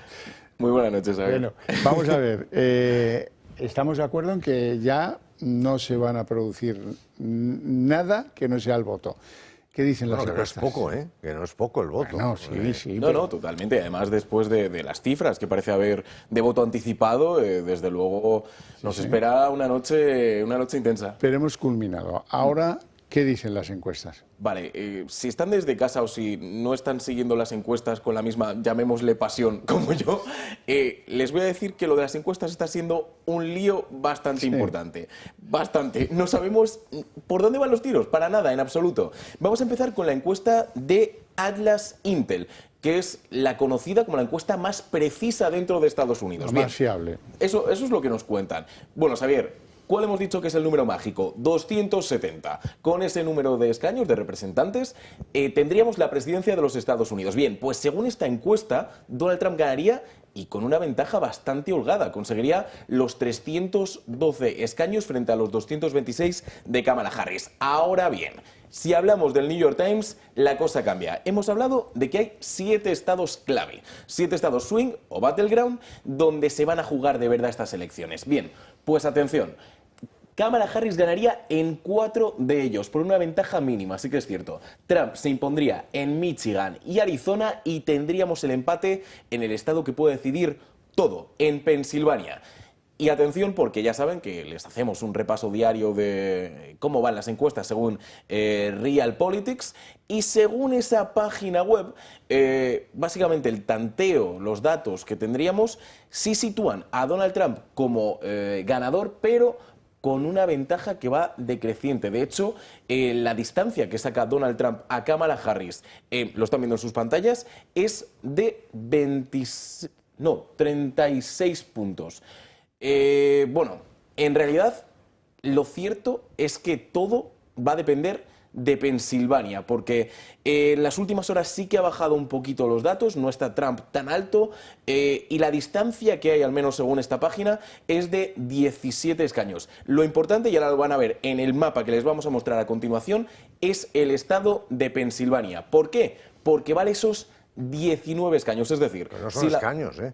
Sí, bueno, son votos electorales. Sí, pero para que la gente en casa más o menos tenga una idea aproximada. Asientos del colegio electoral. Eso es. Pues lo importante es eso, Pensilvania, los 19, porque la distancia entre Trump y Harris es de 17 y Pensilvania valdría esos 19. Bueno, no nos aclara gran cosa, pero es de agradecer que nos hayas querido poner al día de las encuestas. Don Antonio. Yo solo me fío, vamos a ver, no es que no me fíe, es que es muy difícil, sobre todo porque incluso ha habido una sensación de que las casas de encuestas se han cubierto en estas elecciones y se han agrupado en un pelotón en el que básicamente han venido diciendo todos lo mismo, ¿no? Con unas distancias muy cortas. A mí hay una cosa que creo que es interesante resaltar, que es que en las elecciones de 2020, en este momento, o sea, tal día como hoy, Biden superaba a Donald Trump en una horquilla que iba entre 8 y 10 puntos. Actualmente, en lo que yo he recogido, Kamala Harris supera a Donald Trump en menos de 1 punto. Bueno, si nos vamos a las anteriores elecciones con Hillary Clinton, frente a los 8 o 10, estaba entre 4 y 8. Entonces, quiero decir que la distancia es cortísima. Y aquí nos enfrentamos a un fenómeno que yo creo que les tiene locos a los encuestadores. Y es que los votantes de Trump, en base al estigma que representa votar al expresidente y decirlo públicamente, pues prefieren no decirlo. Voto oculto. Es decir, hay un voto oculto importante. Dentro de que además hay un verdadero galimatías, porque ya en esta América identitaria, pues los grupos y grupúsculos ya hay que manejarlos con pinzas, me explico. Hay mujeres jóvenes republicanas que estarían a favor de una liberalización mayor del aborto. Hay cristianos de un tipo o de otro.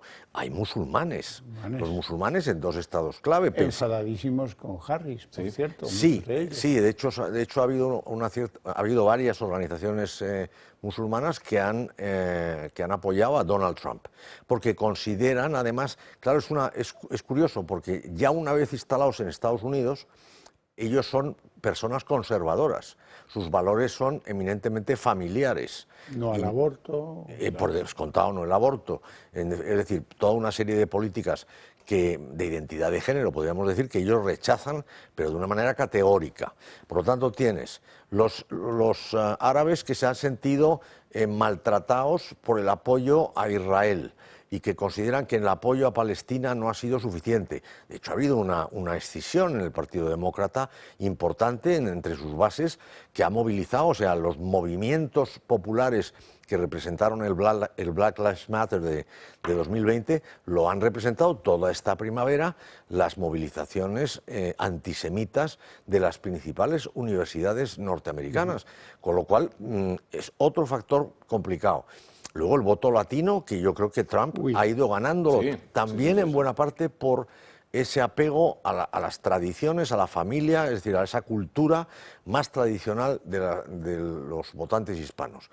Y los votantes negros, que también se sienten zaheridos y excluidos de una sociedad por motivos laborales, en muchos casos, pero en otros por el papel que están representando ahora mismo esta cultura heteropatriarcal que se les echa en cara y que ellos, lógicamente, se defienden y consideran que se está abusando de la posición de la ideología de género, que tiene toda una serie de complicaciones, como hemos comprobado. Sí, sí. Entonces, no es fácil adivinar en qué sentido se van a inclinar estos grupos de votantes en unos y otros estados.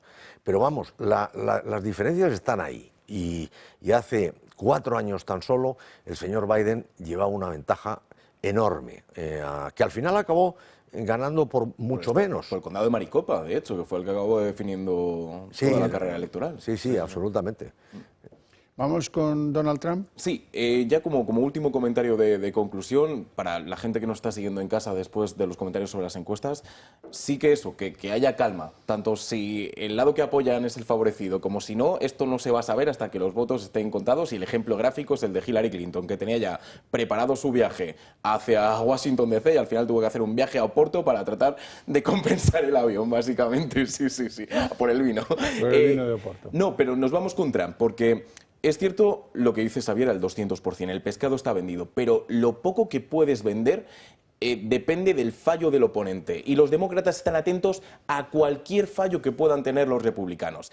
¿A qué se agarran? A las últimas declaraciones de Donald Trump, porque uno de los mayores miedos de los demócratas es que Trump sea un tirano que se niegue a entregar el poder dentro de 4 años si acaba ganando la presidencia. Bien, pues en torno a eso, las declaraciones del expresidente han sido estas. En conclusión, con vuestro voto despediremos a Cámara, salvaremos a Estados Unidos, rebajaremos vuestros impuestos, acabaremos con la inflación, bajaremos los precios, subiremos vuestros sueldos y traeremos miles de fábricas de vuelta a Estados Unidos y a Carolina del Norte. Compraremos, contrataremos y fabricaremos en Estados Unidos y acabaremos con la guerra en Ucrania que nunca debería haber sucedido.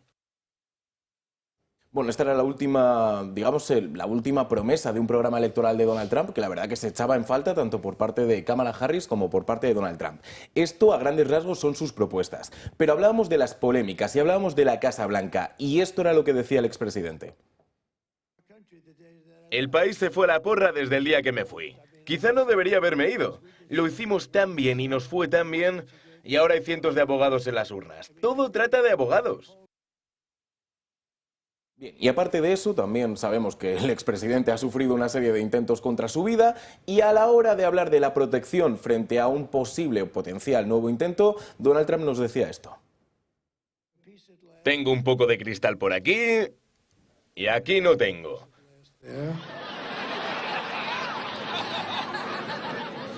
Tengo un poco de cristal por aquí. Pero es que todo lo que tengo delante aquí son a las fake news.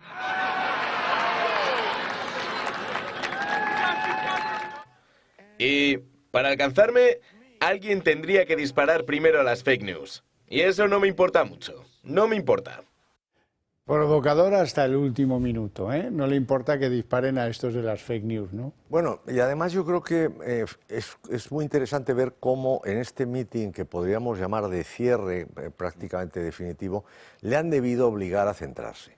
Porque claro, el problema de Trump es que está haciendo 3 mítines al día en estados distintos. Por mucho que tú quieras, y eso basta con hablar con cualquier político de cualquier partido, y lo hemos visto de hecho, que se equivocan porque ya no saben ni dónde están y confunden los nombres del candidato al que están apoyando. Bueno, y de hecho, perdóname Antonio, hoy tenía Trump otros 3 mítines. Ha tenido uno en Carolina del Norte y ahora está de hecho hablando en Pensilvania. Bueno, por eso digo que es que lo de Trump es una fuerza de la naturaleza. En ese sentido es un candidato temible por su vigor. Ahora, yo también creo que hay un factor primero de atontamiento en lo que se refiere a un mitin tras otro, y luego de cansancio y aburrimiento. Y yo creo que este hombre se aburre, es decir, que una vez que ya porque empezó la campaña muy centrado, pero la verdad es que en esta última fase, y yo estaba diciendo, vamos a ver, le tendrán que decir algo, porque es que, es que no dice ya más que lo que le apetece, y unos ataques personales que no vienen a cuento contra todos sus excolaboradores, y que notas que lo que está es ya sin guión, aburrido de decir lo mismo, y entonces me ha sorprendido mucho este segundo corte, el que han puesto primero, perdón, en el cual él ha hecho una reseña pormenorizada de todo su programa. Eso obedece a que, céntrate en tus puntos fuertes, no divagues con cosas que no te aportan nada y que lo único que te pueden generar son controversias, como esa, que no tiene mucha importancia, la de los fake news, porque a los efectos ya sabe todo el mundo que realmente le importaría poco. Pero la más importante es la de la Casa Blanca, que también, bueno, yo dudo mucho que Trump pueda presentarse a un segundo mandato. No puede, de hecho no puede. Por eso te quiero decir, pero y eso número uno. Y número dos, la realidad es que Trump en el momento más de mayor conflicto, digamos, o duda sobre su legitimidad o su posición, se marchó a su casa sin oponer la menor resistencia. No hubo que sacarle de allí con la Guardia Nacional. Ahora, a mí me ha sorprendido que, visto lo que sucedió, el atentado del que fue objeto, pues él ha hecho poco uso del atentado en la campaña. Esta cosa irónica del cristal que tengo aquí delante, que es muy grande, y si disparan, pues se llevarán alguno de esos por delante. pero no ha sido un eje central de la campaña de Donald Trump. No, sí que hubo cierto movimiento con respecto a los votantes de Trump, incluso llevando como tiritas en la propia oreja, simulando. No, en la convención, eso sí, fue. Eso es. Y siguiendo precisamente cómo estaba Donald Trump en ese sentido, pero se quedó ahí.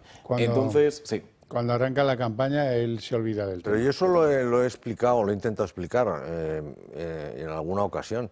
Es decir, los conservadores, la derecha, como podemos decir, no tienen en su ADN el victimismo. El victimismo es una cosa propia, o sea, lo vemos perfectamente en el caso de Pedro Sánchez.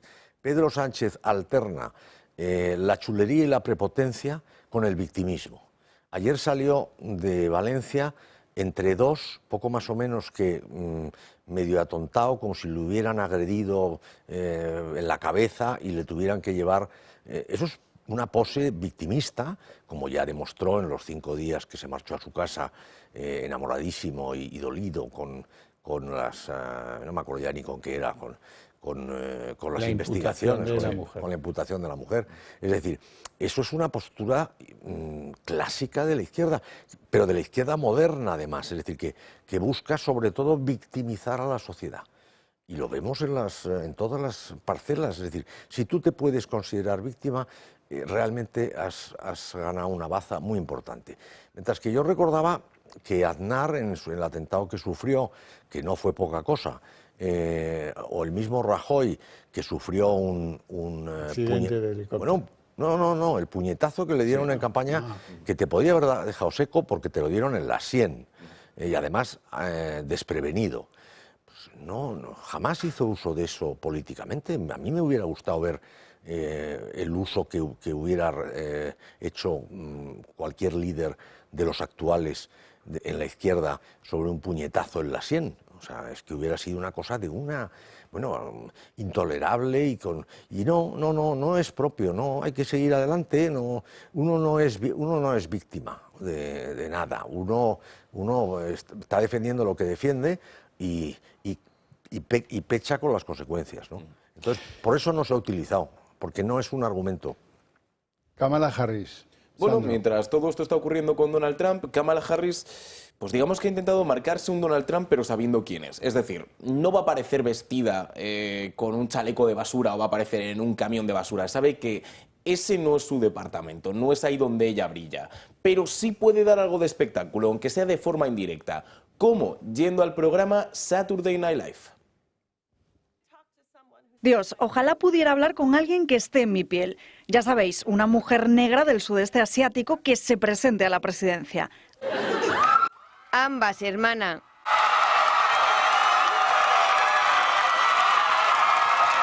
El pueblo americano quiere acabar con el caos. Y el drámala.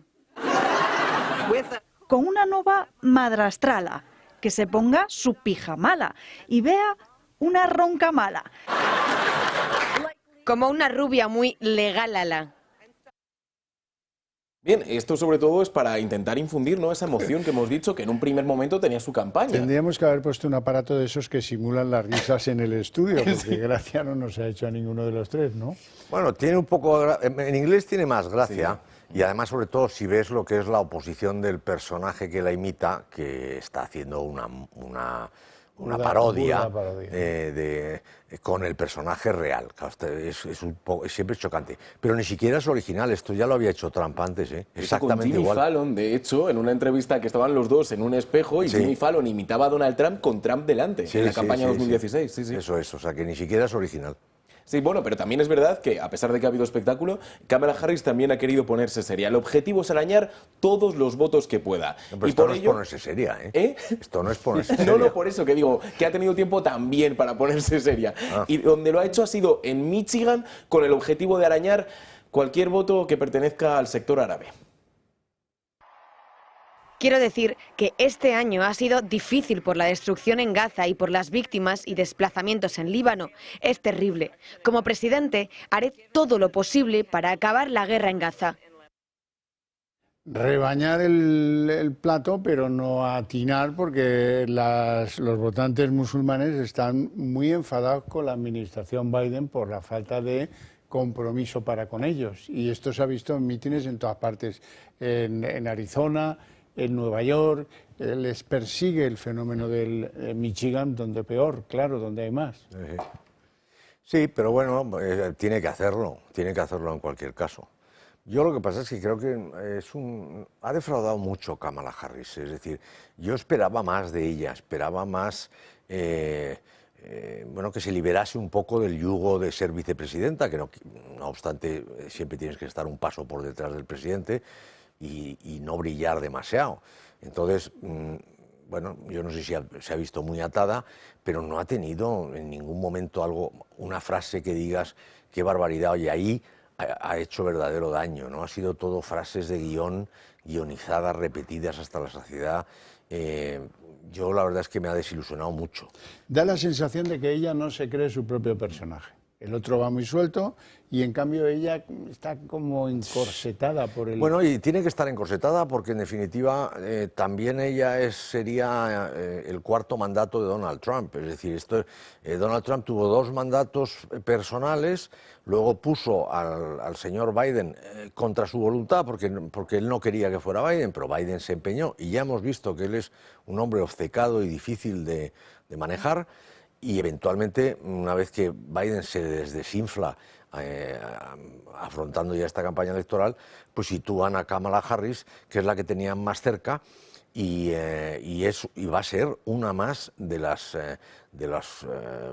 personajes que están al servicio de una agenda claramente progresista, que se identifica con todos los postulados que podemos identificar en España como perfectamente paralelos: la agenda verde, la agenda de identidad sexual, una mirada compasiva con la inmigración ilegal, por descontado impuestos a mansalva El de las plusvalías es una verdadera barbaridad. Bueno, es que claro, es que hay que arañar. A mí eso me da miedo porque vamos a ver cómo los estados modernos y sobre todo los europeos que tienen estos estados del bienestar mastodónticos van a tener que arañar de todas las ganancias, ya sean de capital, plusvalías, dividendos, porque es la única manera de rebañar. Y como es muy fácil hacer la demagogia de que qué diferencia hay entre rentas del trabajo y rentas del capital, pues bueno, entre unas cosas y otras, pues pasarán ese... Antonio, caso que Kamala Harris no gane, desaparece de la política. Sí. De eso no tenemos duda. Sí, porque entre otras cosas tienen que preparar a Michelle para el siguiente embate. Sí, de hecho al final yo creo que la cuestión o la razón por la que estemos viendo a Kamala Harris como candidata actualmente es porque realmente los demócratas, tras la renuncia forzada de Joe Biden, no tenían tiempo. Kamala ha estado 107 días de campaña, ha tenido solo 107 días para hacer campaña y es curioso porque se han hecho largos. Cuando mejor ha estado, yo diría que es al principio, el momento en el que fue declarada candidata. Para mí, en ese momento lanzó la que tendría que haber sido la vía: yo soy fiscal, me voy a por el criminal.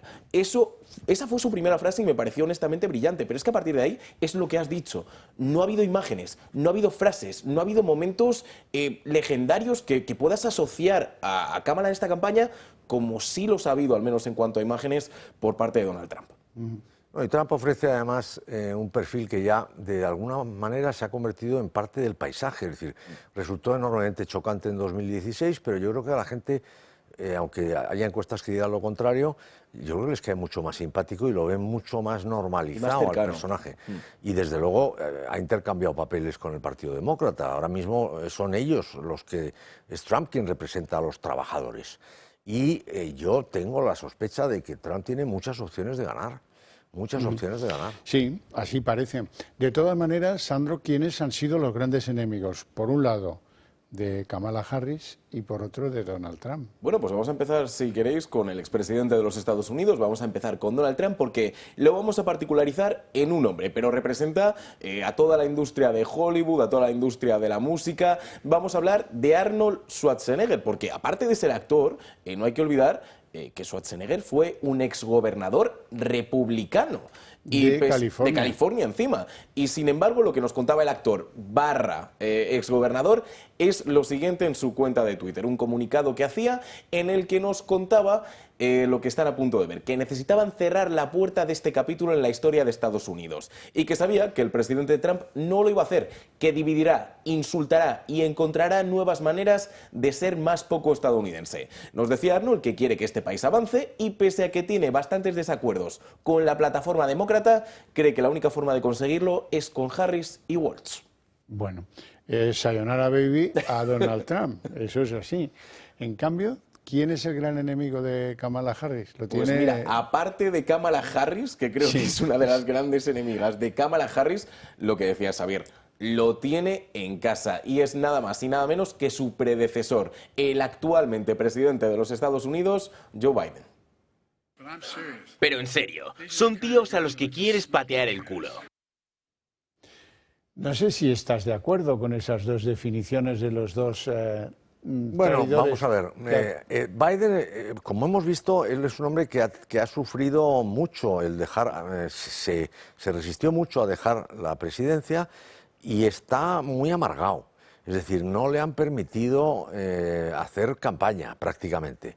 Le ha puesto palos en las ruedas, diciendo que ella estaba a su lado en todas las decisiones importantes, lo cual era dejarle un escasísimo margen de autonomía para decir, bueno, esto fue una decisión del presidente, la cual yo no estaba 100% de acuerdo, no.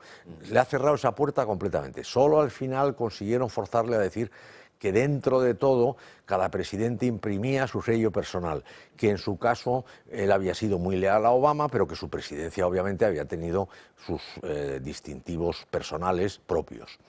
Eso por un lado. Esto último ya es que ha hecho 3 seguidas para ver si le tocan las narices, ¿no? Y en el caso de Schwarzenegger, o sea que sí, que en el caso de Biden es muy claro que él está de alguna manera devolviéndosela. En el caso de Schwarzenegger también es comprensible porque Schwarzenegger no deja de ser un inmigrante. Es decir, es un señor que viene de Austria y que llega a Estados Unidos pues en base a su físico. Es decir, yo entiendo ese sentimiento de ser aceptado por un país que en aquel entonces aceptaba a todo el mundo de una manera, cuando tenía algo que aportar, claro, sobre todo. Es decir, y había otro clima completamente distinto. Y más allá de que él vivir en California te marca mucho. Es decir, es un hombre que tiene políticas claramente a favor de la energía verde, del cambio climático, es decir, hay una serie de aspectos en los que él ha ido evolucionando como un demócrata, con independencia de que además se casó con una demócrata de pro. Eso es. O sea que, en ese sentido, yo es que lo entiendo, es decir, si lo hablábamos el otro día precisamente, si yo fuera Schwarzenegger, o tú pones a Ronald Reagan en vez de a Schwarzenegger, y Ronald Reagan le parecería terrorífico a Donald Trump. Porque la verdad es que la política ha evolucionado hacia unos parámetros de confrontación permanente que da miedo. Pero es verdad que o tú te opones frontalmente y de la manera más firme a la ola que te viene encima, o si no te va a llevar seguro. Entonces, claro, tienes que tener un señor que no le importe nada que le acusen de crímenes que muchos de ellos no son ciertos, que tiene todos los juicios pendientes sabiendo que pues ya se verá lo que pasa. Es un hombre con un aguante personal insultado, mortificado, porque es ridiculizado hasta límites insospechados.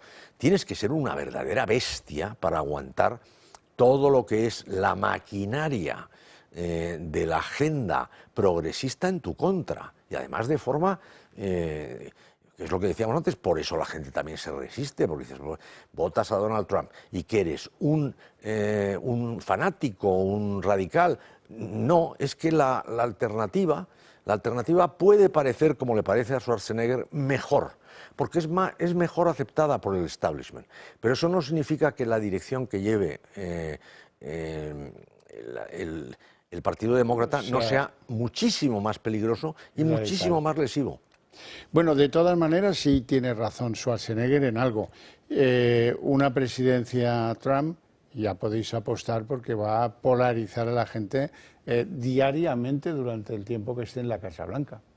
Bueno, va a polarizar y van a polarizarle, es decir, le van a sacar punta a todo. Y él además tampoco creo que eso le impresione mucho, ¿no? O sea que sí, pero es que el otro es tapar todo. O sea, yo lo que he visto durante la presidencia de Biden ha sido una prensa absolutamente dócil, con unas respuestas de unos portavoces lamentables, o sea, las respuestas lamentables.